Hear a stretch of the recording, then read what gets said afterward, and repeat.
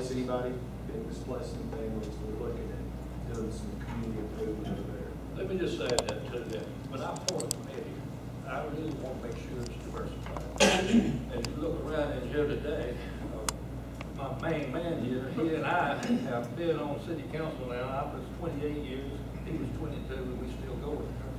But the thing is this, I wish somehow, and I think I might have stirred this up 3 years ago when I came to part on the school district in the county, about suits and all that kind of stuff. But this is a great atmosphere that we are all sitting around now. But one time, not too long ago, I think the city of Ely cared less about certain elements. And I think I know, y'all know where I'm coming from. But now, it's great. I've talked to everybody who's elected, and I look forward to working with you. You bet, you bet. And also, apparently, Pickens County is better than Bangor, Maine. That's right. Yeah, some of you may have heard Little League has done away with their big league division. For 16 years now, we've hosted the Big League World Series. Little League has done away with that division. They're restructuring. And they have, so initially we heard that, we thought, okay, we've lost our big event, but they've decided to bring their Senior League World Series, which has been in Bangor, Maine for the last 15 years.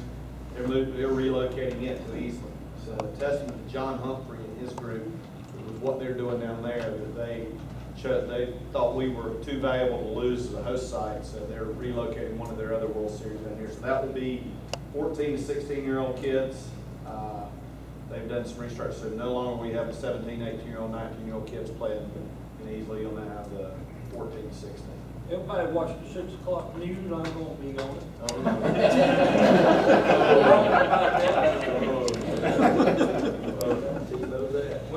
Which stations open up to tune in?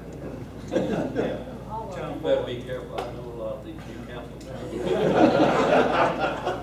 I've already talked about you though. All right, this guy right here, when he played for Pickens, we beat him. Here's what happened in this.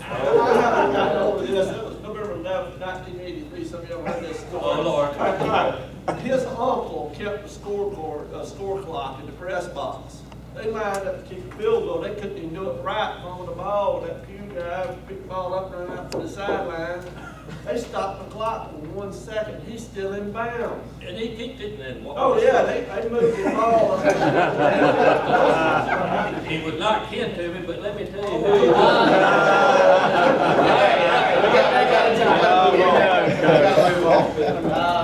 We can change the format for this first meeting. What I assumed is that the updates would be rather quick to sort of get us into the feel of things, and then so I thought we'd have in-depth topics. But depending on how this group wants to go, we could just keep it to an hour in the future and just do the updates, or we could do it as we're doing today. So we'll talk about that over email, I guess. But first topic, Judge.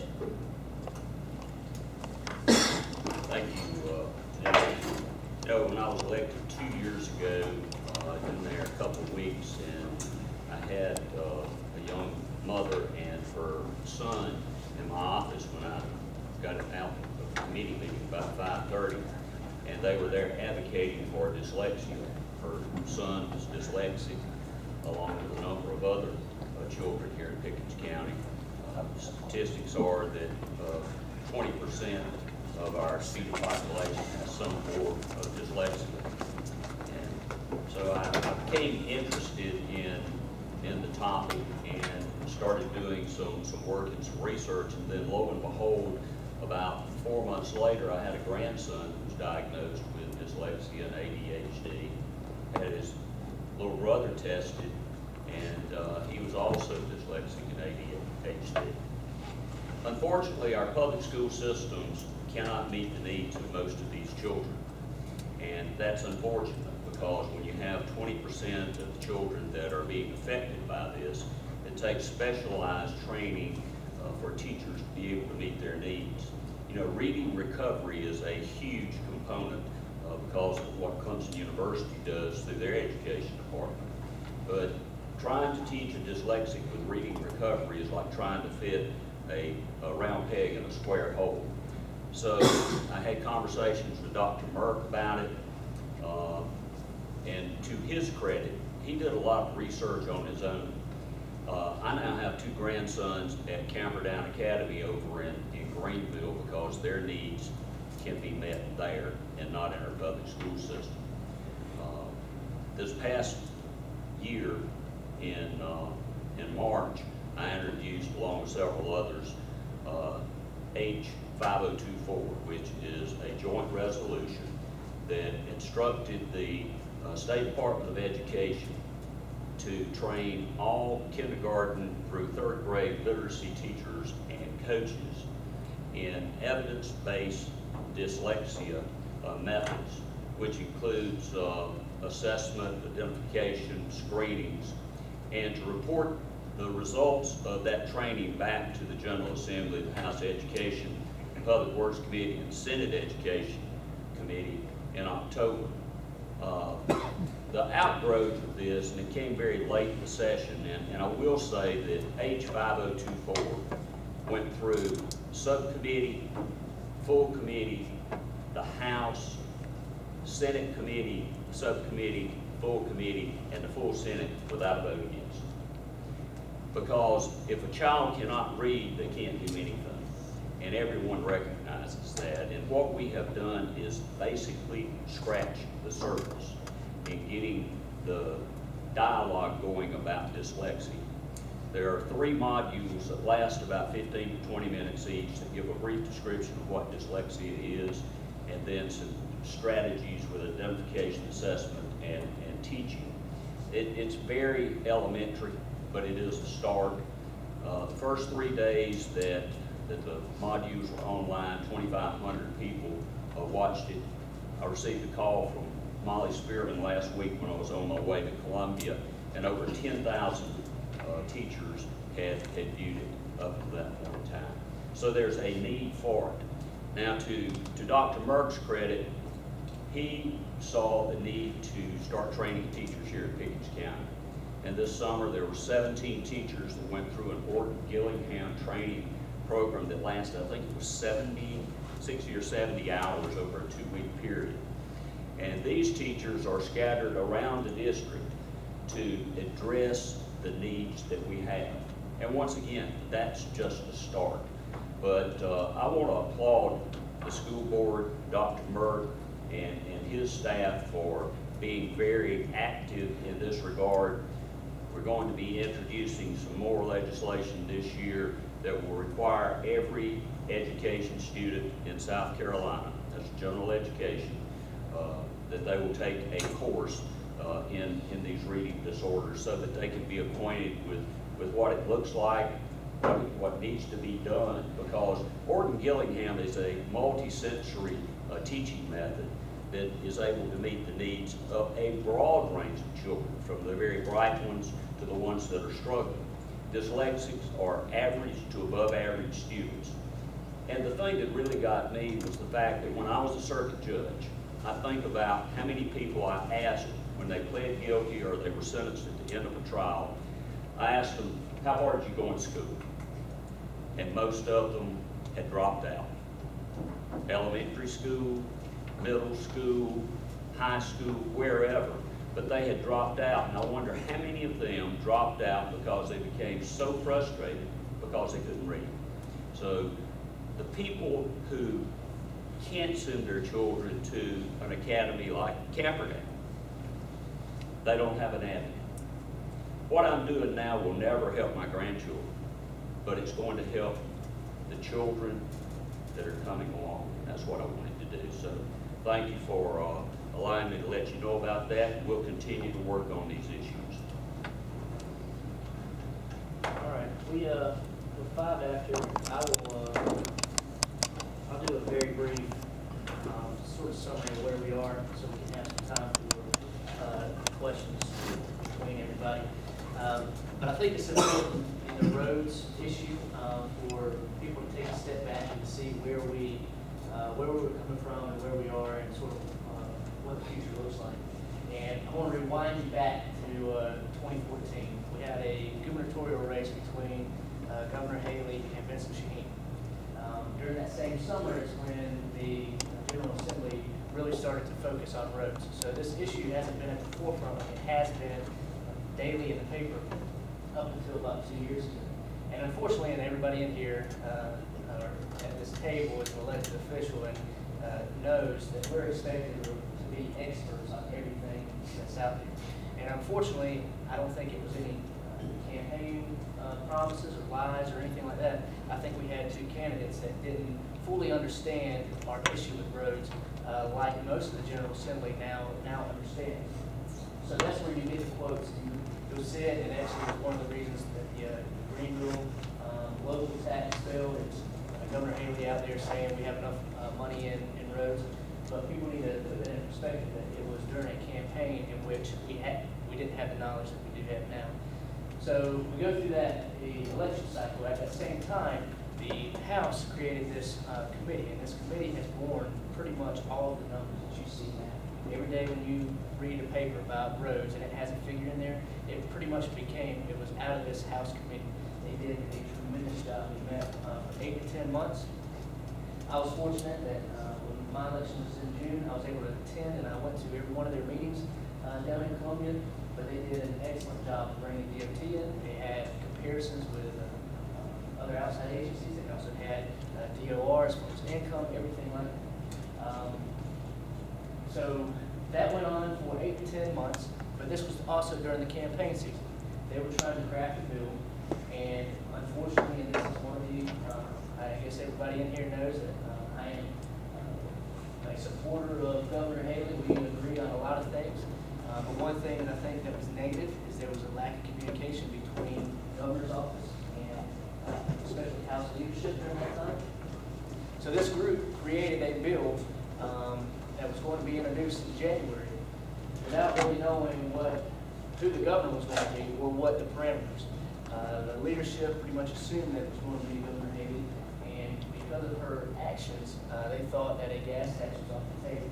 So the bill that was crafted was trying to get around that, and how do we get something that the governor will agree with. So I distinctly remember my first State of the State. We go on the floor, it's just like what you see on TV. There's a packet there that has her speech there, and all of us, even House leadership, going up to it, flipping the page before we start to see what her proposal was. None of us knew. And I think that was, looking back on hindsight's 2020, but that was one of the issues that affected us. So lo and behold, she comes out with a 3-part plan, and that was A, raise gas tax by 10 cents, B, reform the DOT, and C, have a revenue neutral. Hers was a massive tax decrease, not just revenue neutral. That obviously put our, especially House leadership, in a spin. It was a completely new ball game that they have been doing for 10 months. So honestly, for the next 3 or 4 months, we fought amongst ourselves, especially as Republicans. Are we going to go with our plan that we've been working on for 10, 12 months, or with the governor's plan? And that wore out on April 15th. I just happened to always remember, even though my memory is horrible at it, it's tax day. But we had a long debate on the floor there. And ultimately, the House plan passed. It goes to the Senate, and as many issues do, it went to the Senate, and that was it.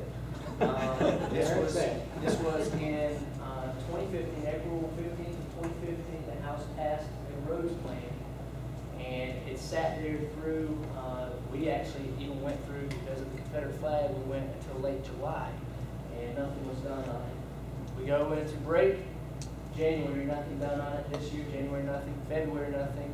March, lo and behold, the week before filing, the Senate passes their plan. And it was a completely different plan from what the House did. So at that point, for the next 6 weeks or so, the House and Senate had to, they were trying to negotiate, trying to come up with something that all could agree on. And ultimately, we went to our last week or so there, and we passed what we were calling the roads plan. And I think the media has done a good job of this, of getting it out there that we are bonding over a 10-year period, but it has no long-term funding solution. And to be absolutely clear on this, and I have the numbers here that they provided us, for Pickens County, what that means is basically 10 bridges that are structurally deficient over the next 10 years are going to be able to be fixed, which in all of South Carolina, one of the main proposals for this bond project was to fix all the bridges. So we shouldn't have any structurally deficient bridges 10 years from now with this bond package. But also resurfacing, they focus on our primary arteries. You'll see 85, 26, those type of interstate projects. But as far as long-term funding solution about what I hear the most about, what I get a call or two a day about, we haven't fixed it, and I want to be clear. Reform, and I'm trying to take my bias out of it, but I think everybody will agree that it's not what anybody wanted. Basically, before this, we had the governor appoint the secretary, and the legislative delegations appoint the board of commissioners.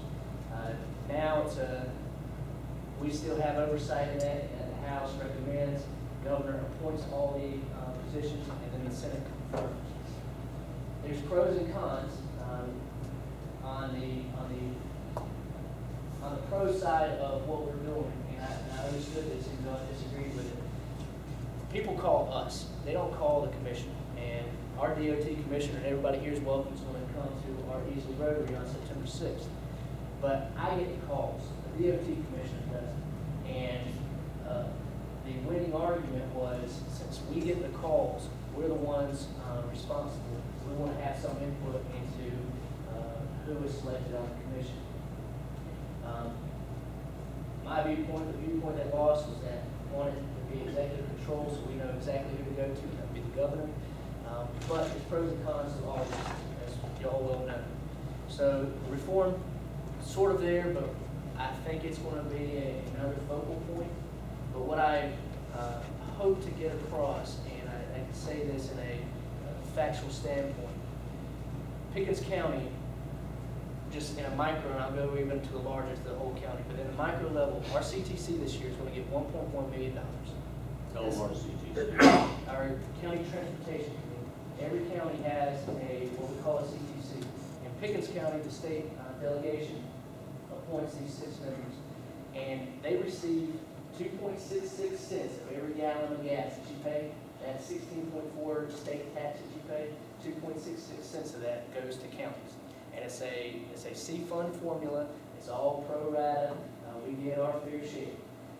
Our fair share this year was $1.1 million. I went to the last CTC meeting, and they had, their number one project was 2 miles on 183. It was between Highway 11 and 186, something like that. But 2 miles. 2 miles on 183. The estimate, which they would put it out to bid or whatever, but they didn't know an estimate. The estimate on restructuring those 2 miles was $675,000 per mile. $1.3 million to restructure those 2 miles. So with that 1.1 that they're receiving, they immediately shoved priority number 1 off the table. And this is another issue of people saying that we don't have priorities. We don't have priorities because we don't have money for the number 1 priority in the state is Malfunction Junction in Columbia. But that is a $2 billion project. $2.2 billion project. 153 in Easley. 153, which we can get to that. But, so just so y'all understand, and now CTC is looking, resurfacing basically, that it all depends on where you are and how bad the pavement is. But in a general sense, resurfacing, just resurfacing is like $100,000 a mile. To restructure is like $400,000 a mile. That's why it's important to resurface before you have to reconstruct, just like what the school board's dealing with roofs and stuff like that. But so at most, we're going to resurface about 11 miles in Pickens County.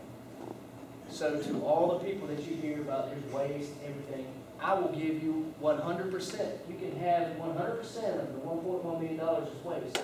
We had, the projections on Pickens County is for us to have good roads and good water roads, $260 million in needs.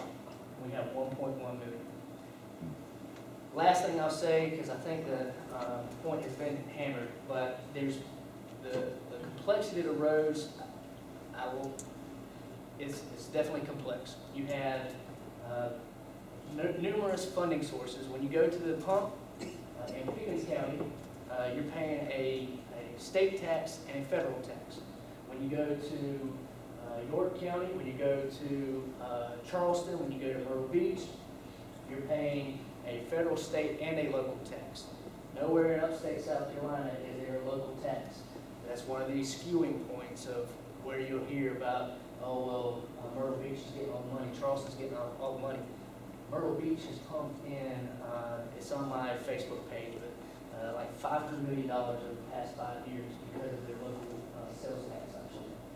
So that's the big reason. When you think about we're getting 1.1 million and we don't have a local funding, they're getting there probably, just off the top of my head, population, everything, maybe they're getting 5 million or so out of their seed fund formula, but then they're getting 500 million over 5 years. That's the difference when you see in roads.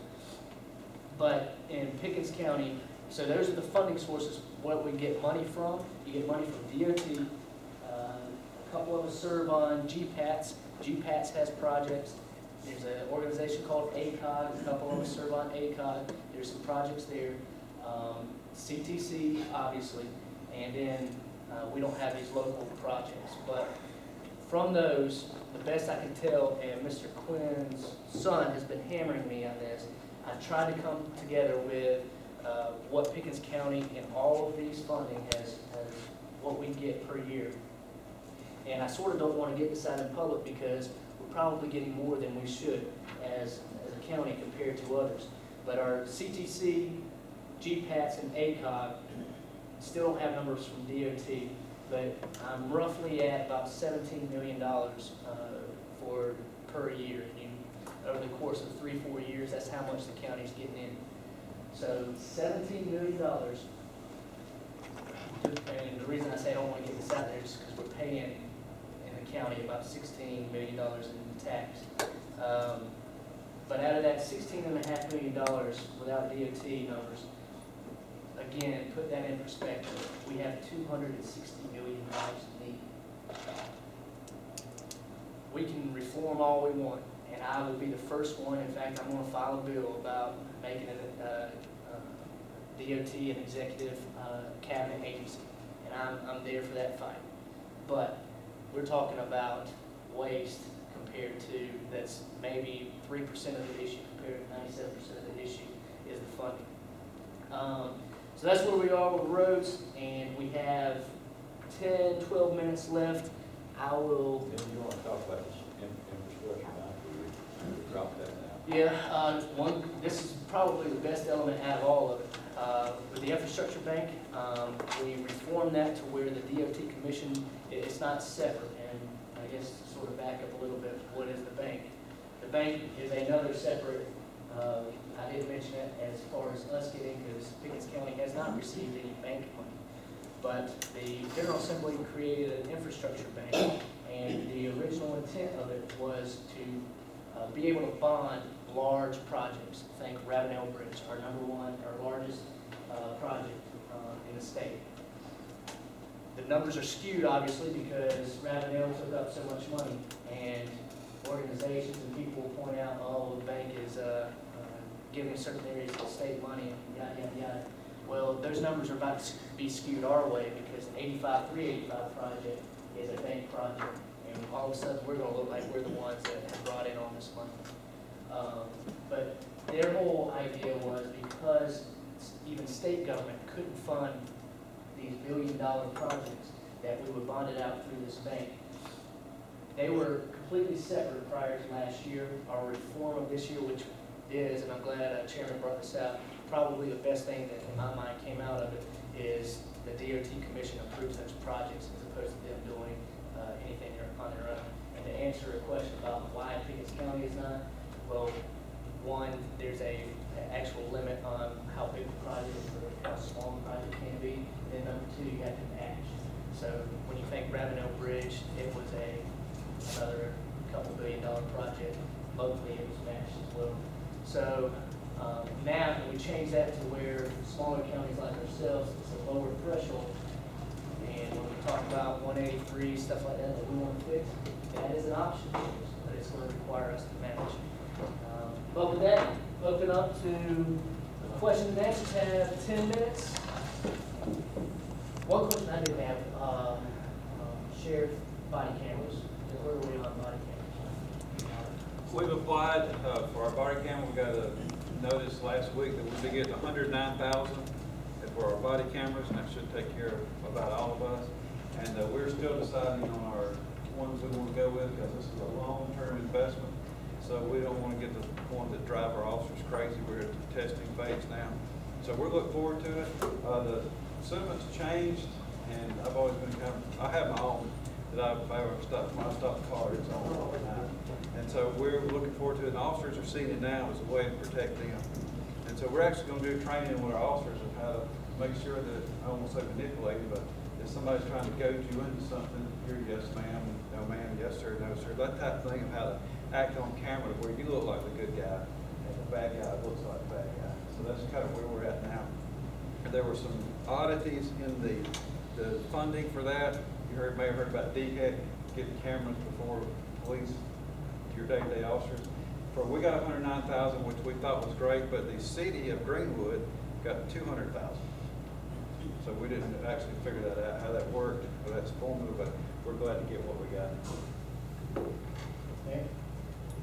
Judge, I got a letter the other day about some people trying to start a charter school. Well, I ran out of time, Mayor, but I can address that. Senator Thomas Alexander and I introduced mirror bills in the House and the Senate very late in the session. The charter school bill, and we're talking about the public charter school district of South Carolina. In order to have a charter school for special needs children, you had to accept any disability, autism, dyslexia, you name it, across the board. So we worked with the charter school district and came up with a way to amend that legislation where you could have disorder-specific charter schools. And Senator Alexander was able to push it a lot faster through the Senate.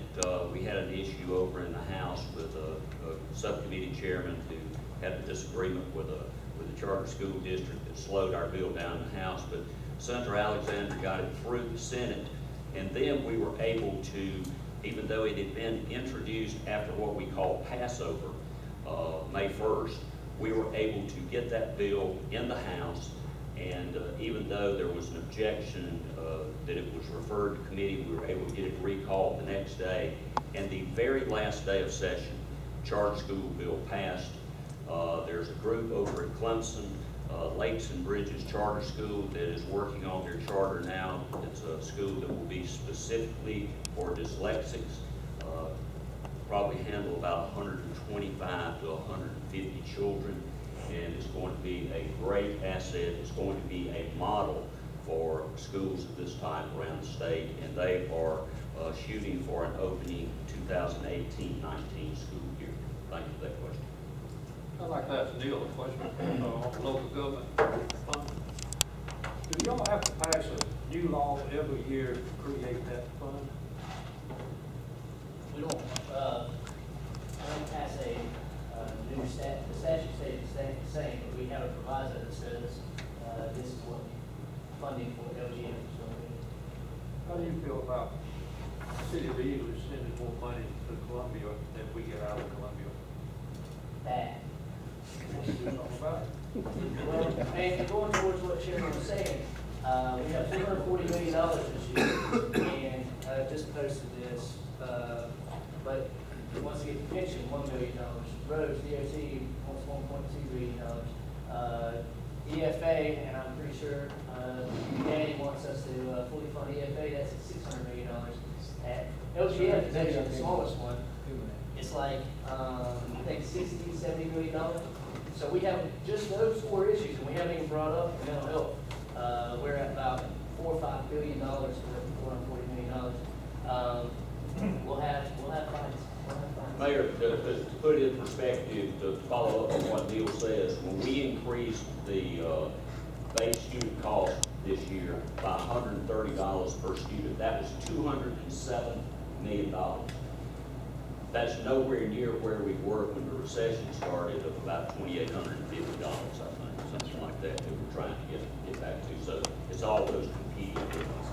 But this is one thing that's great about this situation is because we would have one meeting with the school board, and then y'all would hammer us on EFA. They would have one meeting with the municipalities, and y'all would hammer us on.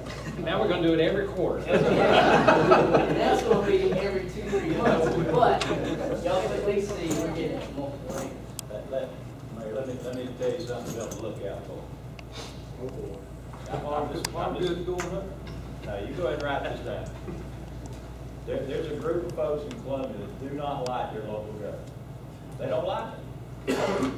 Well, I'm telling you, Well, I'm not gonna call names, but there's a group of folks in Columbia that do not like their local government. They'll do anything they can to harm their local government. They would, if they could every year, they would take local government fund off the line.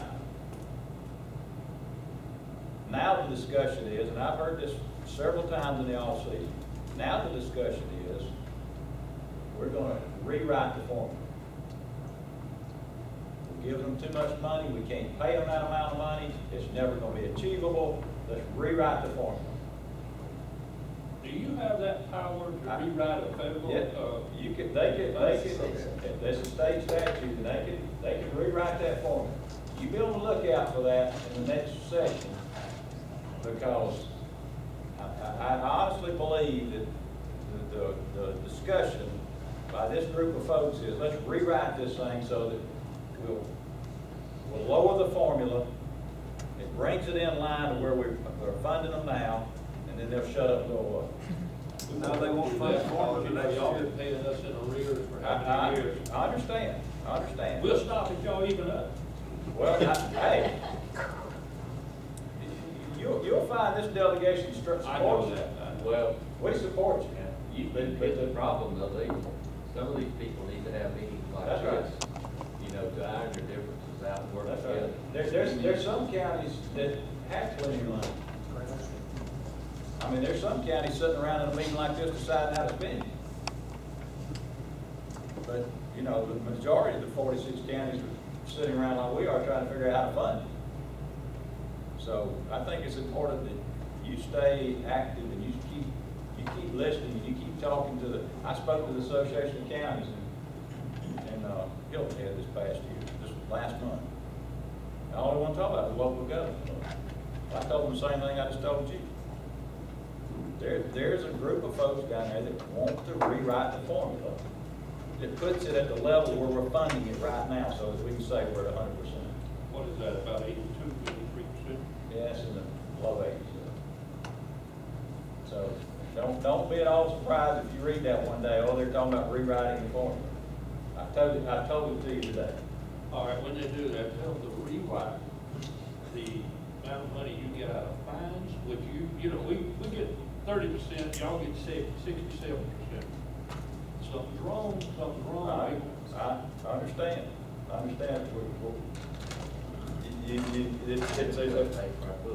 There's 124 of us in the House and 46 in the Senate. And we're gonna let one of them talk now? And we're gonna let Rex, he's going down there to fix everything. Oh, I didn't see that. He's got all the answers. And Rex, that's why he campaigns so hard, he's going down there to fix it all in the Senate. The real campaign hard to get me out of this.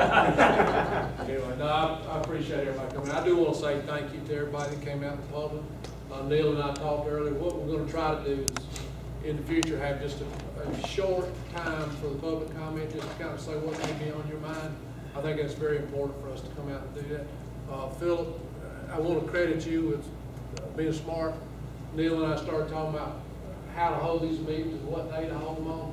Philip said, well, if you do it on the 5th Monday, then nobody has anything planned. That's pretty smart. It's coming from the school board, I was surprised.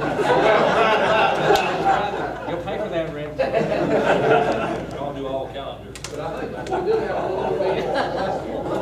We got another meeting in October, and I think we have Calendar experts. in March or something like that. But I do think we do have if not, we'll be May. there.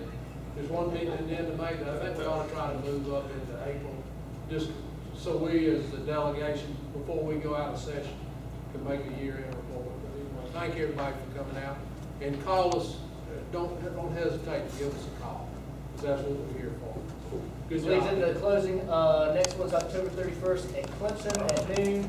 Obviously, the core people invited, but everybody, City of Easley, you're obviously more welcome to come as well. If you have topics, hopefully, I'll send out an email to see if y'all want just an update, if you want a little bit more in-depth presentation. If so, then I need some people who want to do the in-depth presentations. Mayor, you want to talk about, food, you know, we talked about how we're gonna do that. Do people want food along with their new?